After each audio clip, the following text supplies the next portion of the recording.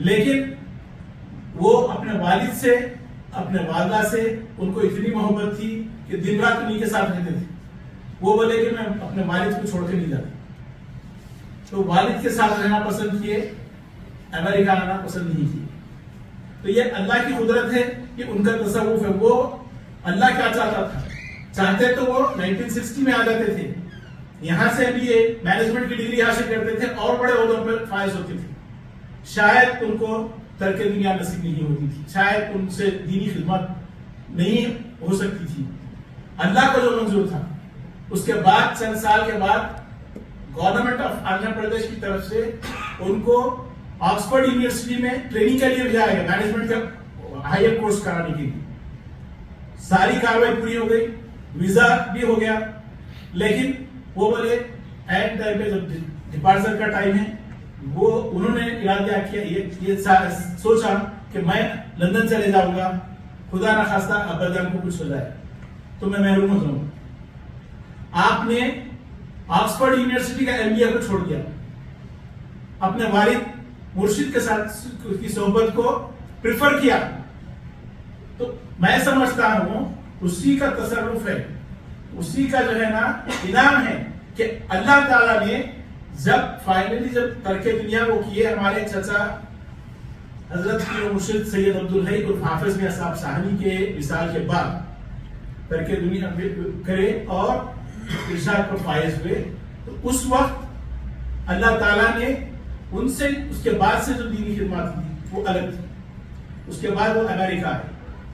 اور ایک چھوٹا سا واقعہ آپ کو سناتے ہوئے اپنی گفتگو کو ختم کروں گا کہ جس دن ترک دنیا کر رہے تھے, اس دن سارے مرشدین جتنے حیدرآباد سے حیدرآباد کے بلکہ دوسرے جو علاقوں کے مرشدین تھے, صرف مرشدین اہل ارشاد مرشدین کو ہی مدعو کیا گیا تھا اس تقریب میں. تو جو تقریباً سارے جو ہے دادا حضرت کے شاگرد تھے. تو جس وقت ترک دنیا ہو رہی تھی اس وقت حسین ساگر میں ایک بہت بڑا مجسمہ آج بھی ٹھہرا ہوا ہے گوتم بدھ کا, وہ انسٹال کیا جا رہا تھا. اب جب ترک دنیا یہاں پر ہو رہی ہے, وہ بدھ گر گیا, حق آیا اور باطل مٹ گیا, وہ بدھ گر گیا. آپ نیوز پیپر پرانے پڑھ کے دیکھیے, وہ جو انسٹال کر رہے تھے بدھ کو, اس وقت ایک قوم مہدویہ کے مرشد کا جانشینی پر ایک مقام پر فائز ایک مرشد ہو رہے تھے, مہدی کے مسلح پہ فائز ہو رہے تھے, ان کے جانشین بن رہے تھے, ان کی پگڑی ان کا سر پہ آ رہی تھی. تو اللہ تعالیٰ کا میرا یہ آبزرویشن, ٹائمنگ آپ دیکھیں گے تو وہی ٹائم وہ گرا, اس میں 25-30 لوگ مر گئے.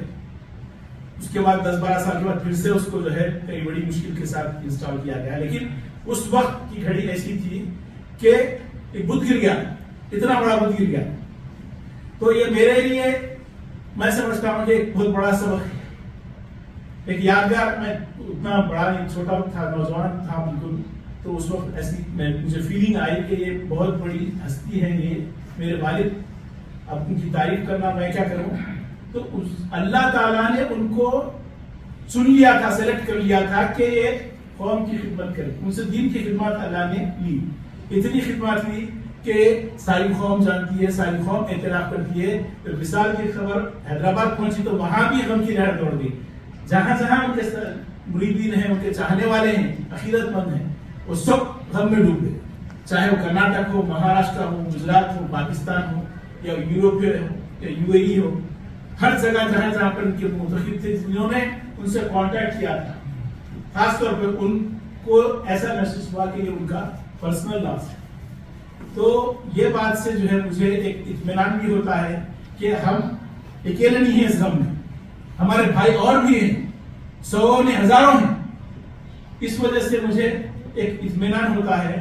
اور اللہ تعالیٰ نے ان سے جو خدمات لی ہیں وہ ایک محفل میں بیان نہیں کر سکتے. ان کی پریکٹیکل زندگی جو میں نے اپنے آنکھوں سے دیکھی ہے, توکل اللہ کی, اللہ پر کامل بھروسہ.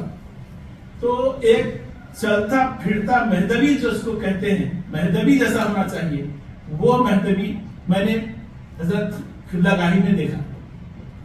میں نے اپنے باپ کی حیثیت سے, ایک عام انسان کی حیثیت سے میں نے جب ان کی زندگی کو بالکل قریب سے دیکھا، اتنے سال ان کے ساتھ